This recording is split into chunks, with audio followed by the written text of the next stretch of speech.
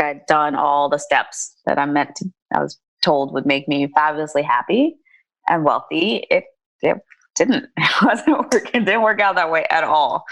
So, that's what got me into real estate. You're listening to Investing for Good, a show that brings you the stories and strategies of people who are investing to build a legacy for their families, create a meaningful and intentional life by design, and impact the world around them. And now, here are your hosts, Annie Dickerson and Julie Lamb. Hey, Julie, how's it going? It's going good. It's going good. How about you? Great. Hey, how was your recent trip to Tahoe? I know you guys went up there with the kids. How was it? It was really great. Yeah, it's everything that we didn't think it was going to be. It was nothing but sun and beautiful, 50-degree weather. And it was, everything. And that's why I love living here in the Bay Area is we just have access to so many of the, fun things like the wine country in the spring and the summer. And then we've got, going up to Tahoe in the winters and, all of that good stuff. But no, it was good fun. The kids got to snowboard. My husband got to snowboard and I sat around and watched the kids and I didn't snowboard, but I got to sit and, look at the beautiful scenery and enjoy. So it was fun. How about you? Have you traveled anywhere recently or have any trips coming up? Or you had a trip coming up, we right? had a trip. We had to cancel it. We were going to go to Asia for spring break. That's right. But what I was going to say about the snowboarding and, I am not a winter sports person. I tried skiing and I remember the first time I skied was when I was in college and I woke up the next day and I literally could not get out of bed. Every muscle in my body was as stiff and as sore as could be. I could not turn my neck. I could not get out of bed. And I was like, okay, I can't do this. But what I was going to say is, I think part of that is because I didn't try it. I didn't have a chance until I was in college. Mm-hmm. And it's so great that your kids are getting exposure to that so young.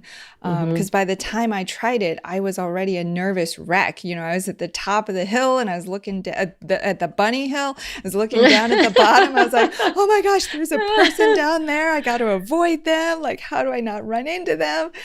And it was because my parents didn't have that opportunity when we were growing up. They were so busy working for their jobs, and we hardly ever got to go on vacation. And so that's what that's one of my favorite parts of today's conversation with Monick Halm, founder of the Real Estate Investor Goddesses. And she was coming to us from Australia, and they've structured their lives and their business all around living intentionally and doing the things that they love, which for them means traveling the world.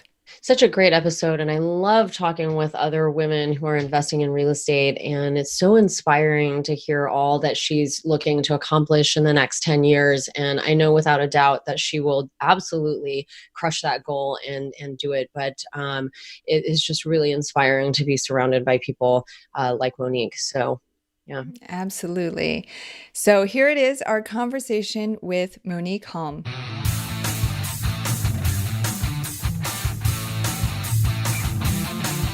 Monick, how are you?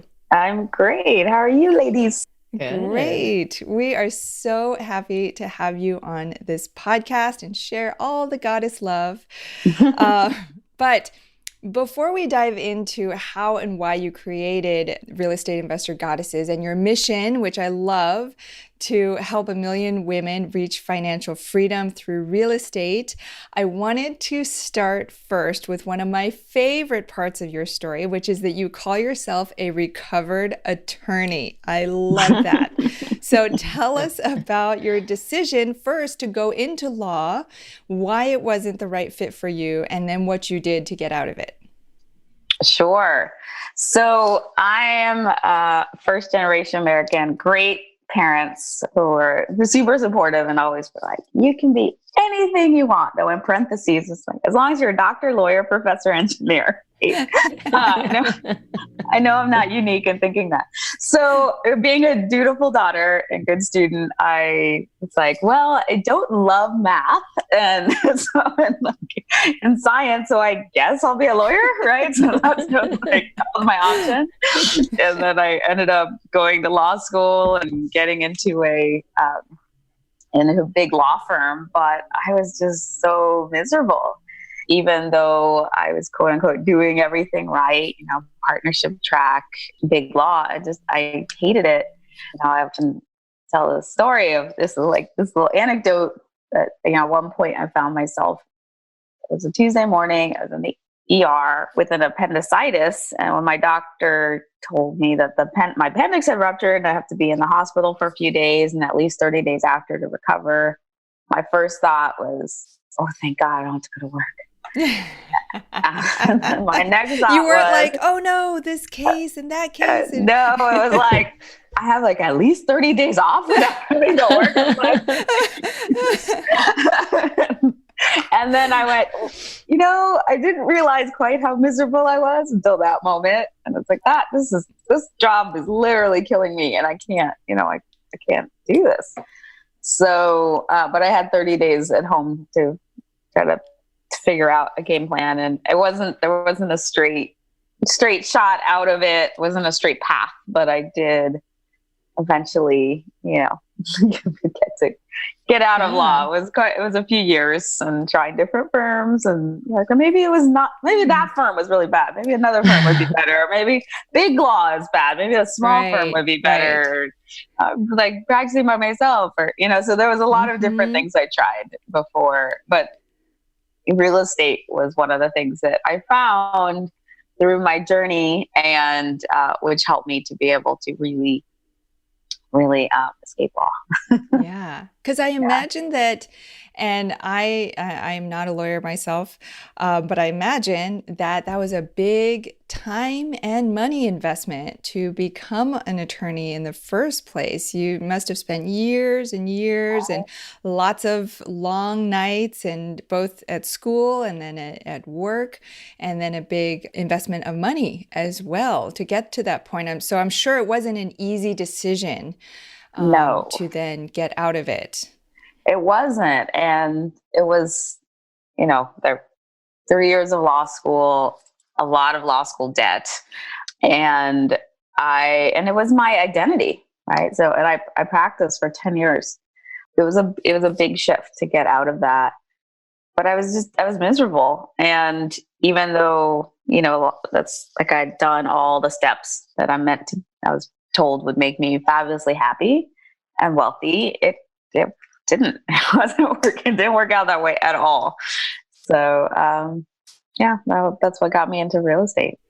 I feel like that's so true for so many people, where you're, told that, if you just go to school and you go to college and you come out and you get a job and you buy a primary house, that's the answer to happiness. And I think so many of us just kind of robotically follow that framework and think that at the end of all of that, there's going to be a golden pot of gold waiting for us to grab, and that'll be all ours and to be happy. And I think that so many people don't realize that that's not what happens, and then don't know how to get out of that, right? Because that's all they've been taught. That's all they've been told. So I'm curious to learn, how did you make that transition from where you were into getting into real estate? How did you discover it? How did you find it? How did you know it was, the right avenue for you? Because I think that there's probably a lot of people listening who, might think that maybe this is for me, but I don't even know where to start, So can you talk about that a little bit? I can definitely relate to them, because that's exactly how I felt, right? Yeah, because when I found myself in this hospital bed, I was just thinking, I know this isn't right, but I have no idea what else to do, because I'm doing what I've always been told that was this the path, right? So did you go back to the drawing board? You were like, well, crossed off lawyer. Okay, so there's doctor or engineer. I know, professor. More schooling. Oh my God. Yeah. Do I go back to school, get more school debt, to then, I did actually think maybe I'll go to PhD. And so, and I thought this, and I actually liked school. I love being a student, but it's very expensive. And it's a big investment. I just, a little tangent. I just spent a week in, with Tony Robbins and his Platinum Financial Partnership. Nice. Talking. Yeah, so it was great. So learning from a lot of billionaires and super savvy investors about what they're doing and what the market's doing. But one of the things that was repeated, quite a few times was one of the worst investments is a college degree from schools. And they're just like, really, it's like, and particularly parent, they're like, do not use your savings to get your kids this degree that, they're like, don't do it. For like the vast majority of degrees or the vast majority of schools, they're like, it's not worth it.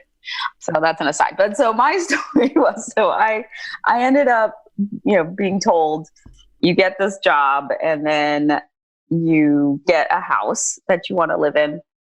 And then you put some money aside in a retirement account. So I had changed law firms thinking maybe this one would be a better fit than the other one. And I was like, okay, I'm in this new law firm. I guess it's time to buy that house. That's right. The next step, right? So I went to go look for a house, and then this was in Los Angeles, 2005, towards the top of the last bubble. And your listeners probably all over the place, so they don't understand California pricing, especially Los Angeles pricing. So a typical house at that time, like not fancy, just a modest house in a modest neighborhood, was upwards of $600,000, $700,000. And even though I had a 6-figure salary, I couldn't afford that by myself. And a friend of mine who was in a similar boat suggested that we buy a duplex together. We live on one side, I'd live on the other side. And instead of finding this house with 2 equal sides, this property, we ended up finding this 1915 Craftsman that we both fell in love with, that had this bigger downstairs and then a 2-bedroom unit upstairs, and there was even a converted garage in the back. So we each took a bedroom in the downstairs, rented out the upstairs, rented out our converted garage, even rented out our basement. And we were house hacking before I knew that was a thing. I was like, wait, these people are paying our mortgage. This is awesome. That's cool. So not only did I not have the big house payment I thought I had some money coming in. I had tax benefits. I was like, oh, sweet. And then when I met my husband, he had a duplex, and we got a single family rental in LA. And then when the market turned after the crash, I guess we started in 2010, we started to flip houses, and got into that more. And so that was the beginning of getting into real estate. And I stopped working as a lawyer then.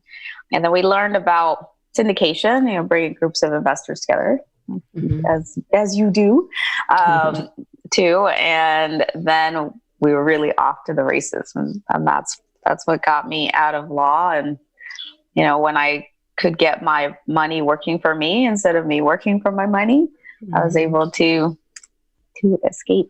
It felt like escape. It felt like prison. But,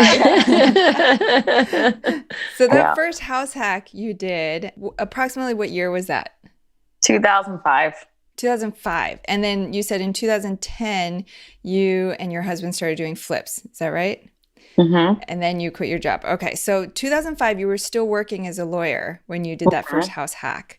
Yeah. So then this was after the appendicitis, though. Is that right? Yes. Okay. Yeah. So I'm piecing it all together. So you had the appendicitis, you had this epiphany, like, I need to figure out a way to get out of my job. But it wasn't like an immediate thing. It wasn't like, okay, get out of a hospital bed and like next month I quit my job. It was like it was actually a few years in between. So it was not, I wish I could say I knew exactly what to do and found real estate. Boom, there it was.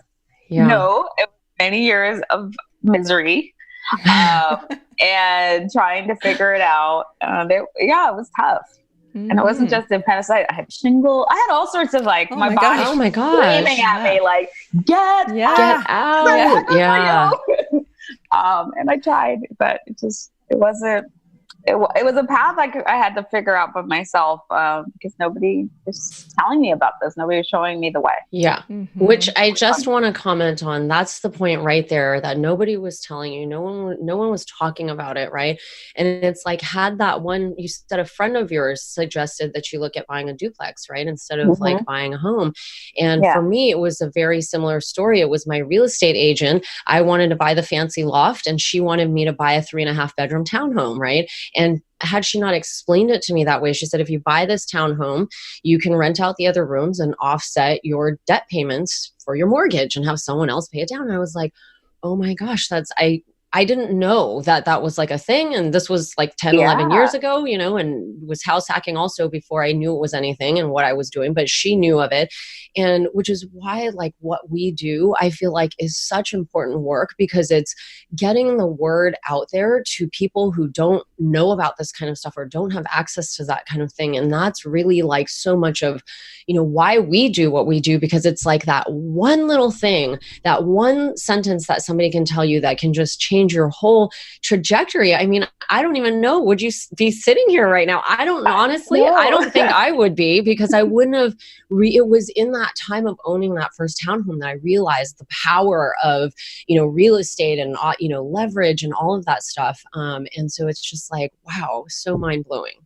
I know. And that is why it's so awesome what y'all are doing, and just being able to spread that word, because, and I don't think it's, I legit think my parents gave me the best advice they knew, right? So that's what they're taught.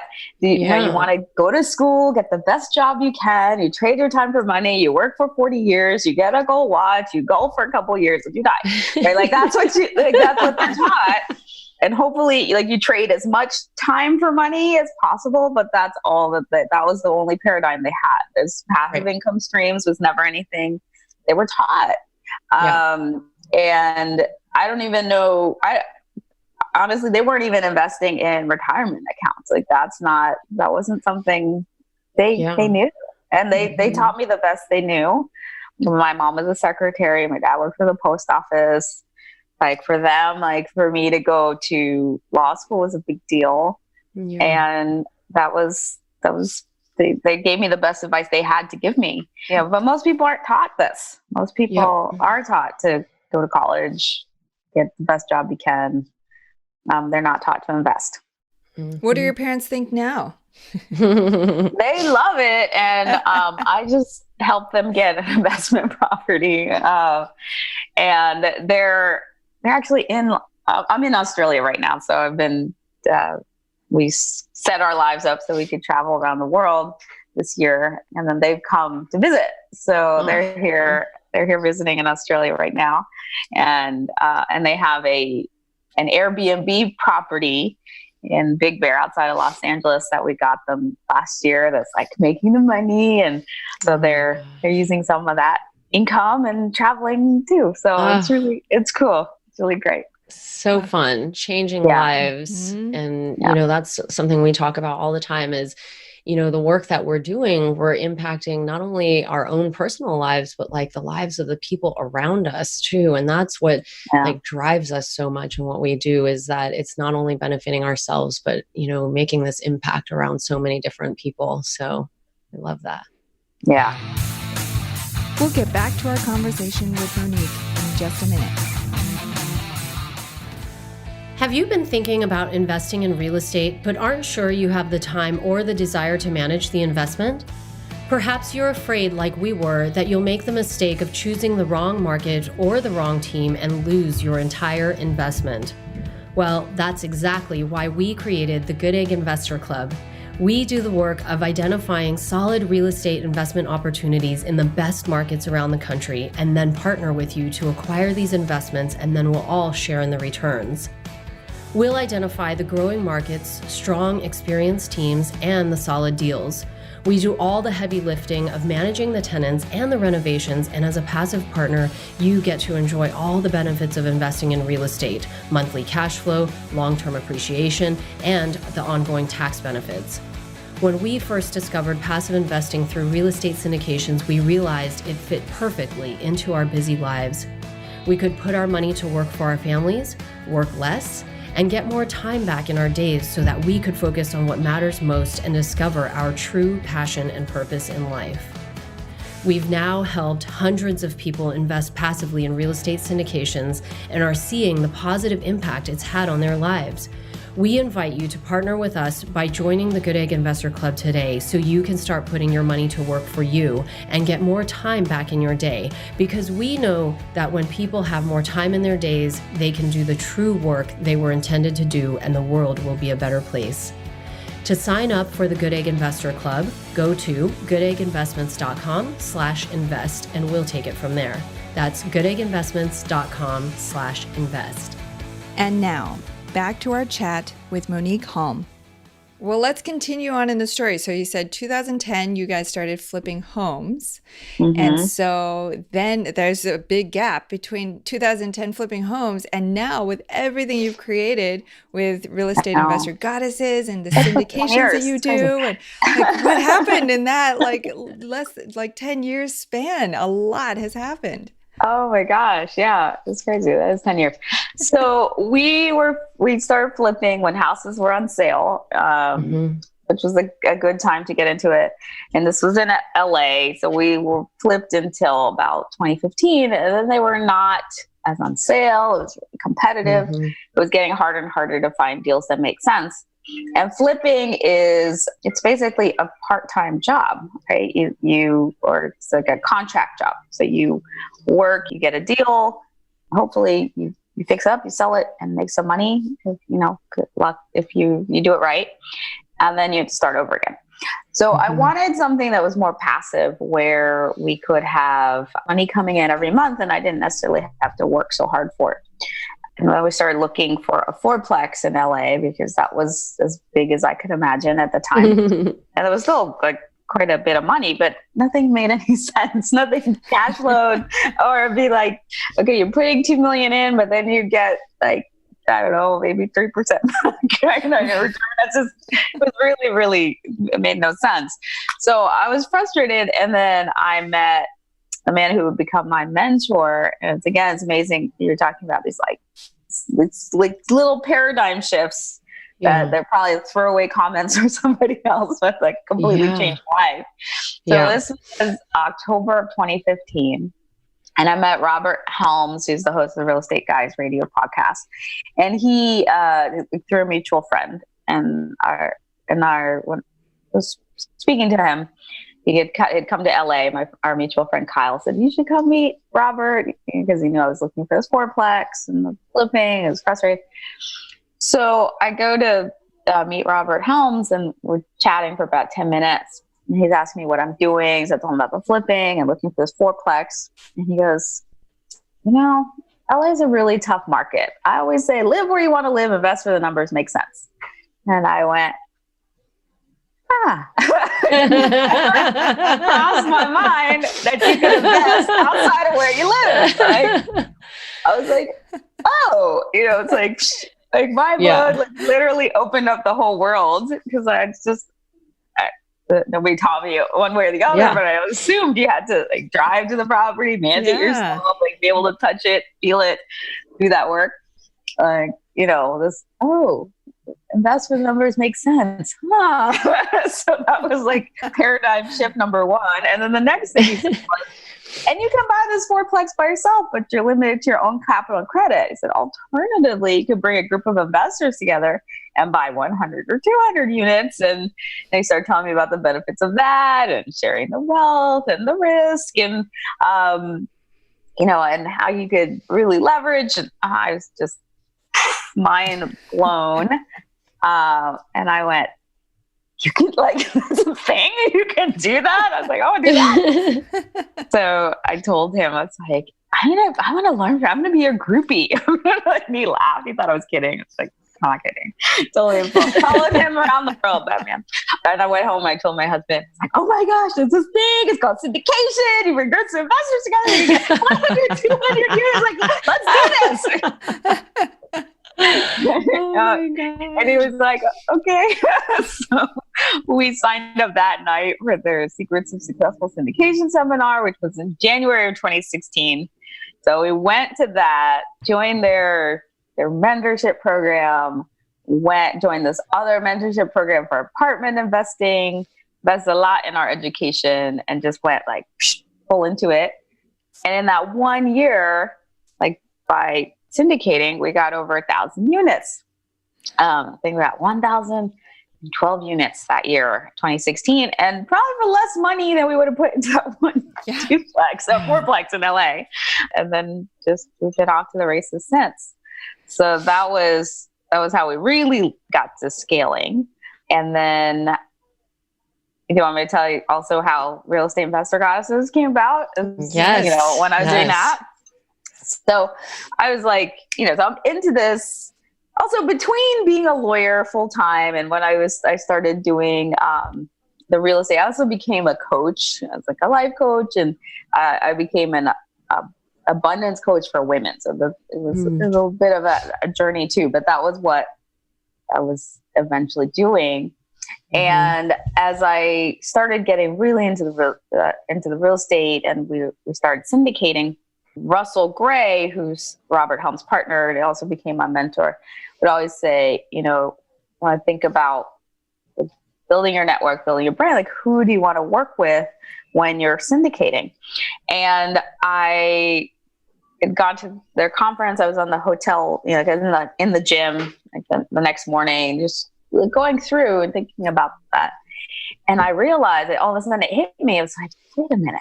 There were no women in that room. I mean, I was like 120 people, and maybe there were 8 or 9 women. I was like, wait a minute. I'm like, I never see women at these things. Like, where are all the women? There was like no women that went on stage. There were no women, and like barely any women in the room. And then it just came as this download, like, Real Estate Investor Goddesses, like the name, so crazy. Not the how, but just like, bring women. You want to work with women. Yes. And I've been doing a lot of study for 15 years on the divine feminine and how to be in the feminine, and that, like bringing that plus the abundance and mindset work that I've been doing, plus real estate investing. It's just like, yes, bring it all together, bring women into this room, or bring them into real estate, bring them into this game. They need to know how to do this, because this is the best way to build wealth. And, I believe in this country or in any country, it's like 90% of millionaires become so through real estate investing. For millennia, real estate's been the way that wealth has been transferred and passed down and created. It's also, when you're creating these passive streams of income, it's really particularly helpful for women who have to deal with an income gap, right? So like men tend to get paid more for the same amount of work. That is something that we can erase. And when we're talking about real estate investing, there's also this huge gender wealth gap, which a lot of people don't talk about. Everyone talks about the income gap. But for every dollar of net worth that a single man has, a single woman only has 23 cents. So, and then when you bring race into it, it gets even worse. I think it's like a dollar of net worth that a white man has, a Latina or a Black woman has less than 1 penny. Less than 1 penny of net worth. And I believe real estate, again, is the best way to close that gap. So it's like, get women doing this, teach them, like speak to them, like share this so that they know that this is a possibility for them. They know how to do it, what steps to take, and they can get into this game. Because this is the game to build wealth. I always love that when you tell that story, because I picture you on the little treadmill and like, just like earbuds in, just going along, and then all of a sudden you're like, oh my gosh, like, It kind of was that. The elliptical. But otherwise, elliptical. I was like the elliptical, and then I was like, what the? I was like, that's it. Well, now you've worked with so many women at this point. Why is it, do you think, that there are so few women in real estate investing? I mean, now there are more and more, especially with great programs like yours and spreading the word and coaching women and mentoring women and getting them into this space. But why do you think traditionally, there are not more women in this space? I think there are a few reasons. One, I think the main reason is a lot of them, nobody tells them. that this is possible. Like us, right? Like this was, it's not that I think there's this vast conspiracy. It's like men are in the, some conference room somewhere, like, don't tell the women. I don't think that's what's going on. That this is what's going on. I think that it's like most people don't know. And then to the extent they do know, it's like they're not really telling the women about this.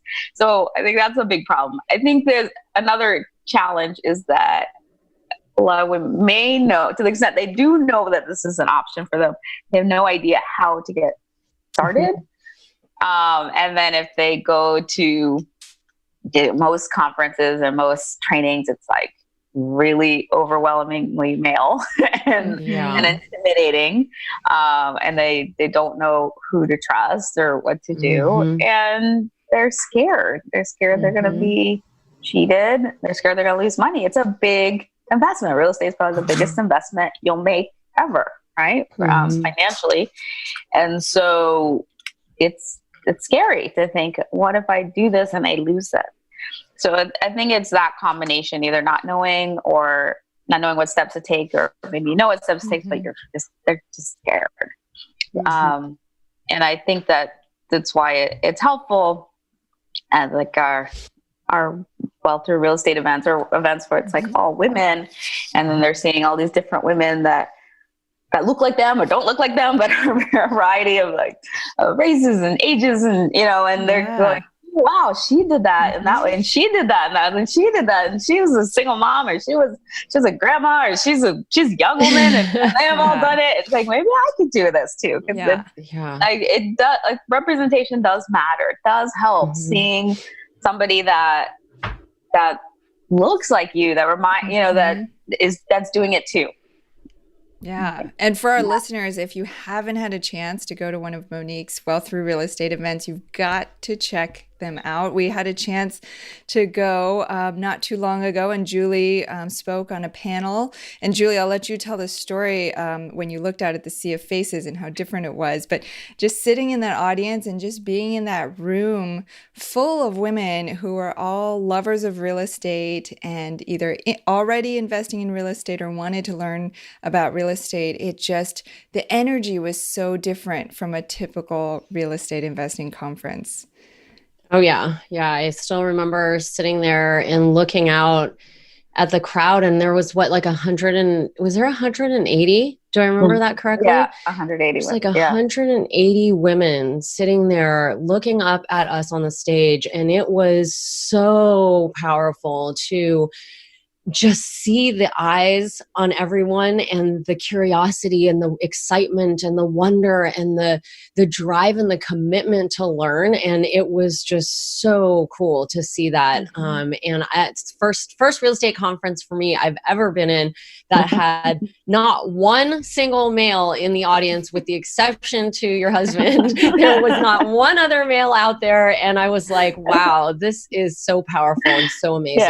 And the work that you're doing is just incredible. How many women, you've been able to impact, and just to see the drive and the commitment there was amazing. Thank you. It always makes me emotional. Well, speaking of emotional, it made me emotional thinking about all those women, because Julie and I always talk about when we travel. Like, when I travel, I still I plan out the meals for the days that I'm not going to be here. And I, order the groceries so my husband knows, what he's supposed to cook. And I make sure to do the laundry before I go. Like, it's all these little things, right? Yeah. When men go, when my husband goes, he doesn't do any of that. He's just like, okay, see you later. And so when I looked out at that sea of faces, I saw not just the women who were sitting there, but all the families that they had left at home so that they could be there in that room, so that they could make a difference for their families. And that was, it's still giving me chills just thinking about it now. Yeah. And that's why I love focusing on women too, because I know that when you help a woman have more abundance, more time, they give back. So they're going to take care of their families. They're going to take care of their communities. They change the world. So like people are like, why do you focus on women? It's like, well, because I know if I get to women, I'll get to everybody. Because that's God, just how that. women are. That's how we're wired. And they've done lots of studies. If they there's like microloans, if they, unfortunately, if they give to men, that money does not often trickle down back to the family. It's in the third world countries, and this is a sad statement on other sides, but it tends to go to cigarettes, alcohol, or prostitutes. But when they give it to women, the women educate their kids. They hire their neighbors, other women around, in very short order. They've completely transformed the community. Yeah, that's just it. So tell us, helps everyone. Yeah. So tell us about your goal. Your goal to help 1 million women, is it? Yes, 1 million women create financial freedom through real estate investing. And so that was also like that elliptical moment at the gym, that goal. And it's really big, and there are a lot of zeros to that. So I'm working on it. It's a nice juicy goal, but I think you've talked about this before, is like, while you may realistically impact, I don't know, 10,000, 100,000 women, but like just shifting your mindset to think about 1 million drastically changes the way that you approach everything in your business. Yeah. So because I have to think, like, how can I scale and touch lots more people? As part, the podcast is part of that, thinking about, okay, so I'm always thinking, how can I scale it so that we're hitting bigger and bigger and bigger numbers of people. So that's the goal that I'm always focused on. And so, how can I work with other people that have audiences, and we can touch more women that way? Or how can it's like, okay, is it media? Is it television? Is it like, what's the best way to get the messages out so that I can, we can reach those people? So I'm always thinking about that. It's like, what is the best way to get the word out, to reach as many women, to let them know this is possible for them, to let them know there's a path, and that they'll get into it. So it's still new. I mean, I really got going 2018, but I, hopefully my goal is within 10 years, I will be able to touch or help 1 million women to create that financial freedom. And I definitely won't do it by myself, but maybe like help from you ladies and others that absolutely will get there. Yeah. I love all of that. It's such an inspiration to, see another woman be brave enough to even say that, because I feel like sometimes I know for myself, but, I'm afraid to think that big and to make a goal that's that, so big and seems like sort of out of our reach. But it's true what Annie said, like when you stretch the limitation, when you stretch the reality of what is possible, it starts to become, possible, because you're like, this is something I want to do. And then you start to work backwards from there. Like, how can I make this actually happen? And if you set, kind of a smaller goal, it's like that would have never happened. And who's to say that can't happen? It's just a matter of figuring out how to get there, Yeah. Yeah. So that's what I'm focused on. It's partly why I'm with Tony Robbins. I'm thinking, okay, he's had that level of impact, exponentially. So just trying to study people who have been able to touch that many and see, okay, what are they doing? How are they doing it? How did they get there? And he's been at it for 40 years, so he didn't get there immediately either. So just allowing myself to realize I'm at the beginning. But now with the internet, this is the best time ever, I think, to be able to touch that many people. Yeah. All right. Well, shall we roll into the Investing for Good impact round? We're going to ask you 3 questions. The first one is investing in yourself. So what is one way that your investments are helping you to live a better life? Well, I guess being able to travel the world, travel is my big, big love. Well, I have lots of love, but that lights me up. It's one of the things that makes me most happy ever. And so having created this life where we have these passive income streams, it gives us, we're location independent. So we've been in Australia now that's the first stop of the year. We got here December 27th. We'll be here till March 7th. And then back to the States to do the Wealth to Real Estate event in April 17th and 19th. And then we are going to Europe and it's just the world's our oyster. So that's the main reason, I think, one, that it's helped me be able to really create. Well, that's one thing right now. Yeah. Yeah. And it's like, look at the power of this. Like when you start talking about this, you just like your ear to ear smile, you're just like beaming, and if more people in the world could have that, I feel like this world would be a totally different place instead of people like walking around with like frowns and like driving 3 hours a day to work miserable. And it's just like, this is why we do what we do, because it's just like, if more people could find this happiness and this inspiration, to live the life, whatever that means, whether it's travel or working, maybe working your job is what it is, but not having to think about all the other components that you don't want to have to worry about, like money. A lot of people go to work every day because they have to, because of, financial reasons. So I love that. Okay. Second question is around investing in others. So what is one investing hack or strategy that you might be able to share with our listeners that will help them catapult their investing journey? Well, a hack that you guys offer, we do, and that I wish I'd known when I was a lawyer, is to be able to passively invest in a syndication, right? It's like, that was the one thing. It's like, it's kicking myself once I started to learn. This is why education is so important. You need to educate yourself. It's not just so you can avoid making mistakes. It's so that you can see the opportunities that are out there that you didn't realize were there. And a lot of the wealth we've been able to create, the freedom, is through the syndication, not just being the one that syndicates, but the one that, like, even our passive investments.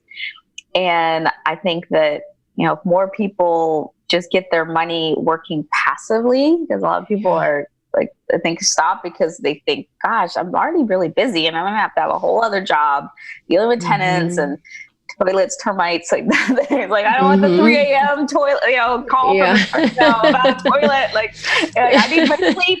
So it's like, you don't have to invest that way, right? You can invest through passively and have other people doing the work, and your money is just making you money. So I think that is what I hope more people know about. Yes. Singing our song. That's everything that we talk about every day in our business. So love that. Okay. Last question is around investing in the world. What is one way that your investments are helping to make the world a better place? Yeah. So again, I think it's the syndication, but also real estate investor goddesses. I see this ripple effect as I help another woman to invest, and then she goes and reaches back and helps somebody else. At our event, we have a mantra, right? I am here to be financially free and to bring others along with me. And we're chanting that through the weekend, and because that's our mission. So it's like each one reach one. So this ripple effect through the. So it's more as like my investment in the women that I get to work with, more so than my like actually putting money into them, but also like as they like women or men that invest in our passive investments, they too, there's this ripple effect that goes out. So that's how I would answer that question. Well, Monick, it's clear you are light years away from that hospital bed where we had started this story and you first had that epiphany. And I'm so glad, life happens not to us, but for us. And so glad that even though I'm sure that was a painful experience and many painful years after, as you tried to figure things out, like look where you are now and look at the impact that you're having on others. And I know there's so much more wisdom and strategies that you're able to share. So for our listeners, what's the best place that they can go to learn more about all that you're doing? So go to reigoddesses.com. That's the best way to find out about our events and our passive investing opportunities and all of that stuff. And then we're also REI Goddesses on Instagram and Twitter, Real Estate Investor Goddesses on Facebook, but www.reigoddesses.com is probably the best spot. Perfect. Well, we'll have links to all of those in the show notes for our listeners. Monick Halm, founder of Real Estate Investor Goddesses. Monick, thank you so much for being here with us today. Thanks for having me. This was fun. You've been listening to Investing for Good, the #1 podcast for people like you who are investing to build a legacy for their families, create a meaningful and intentional life by design, and impact the world around them. For more resources, check out goodegginvestments.com/podcast and be sure to join the Investing for Good Facebook community. And don't forget to subscribe and give us a 5-star review so we can continue to bring you amazing new conversations every week. Until next time, keep investing for good.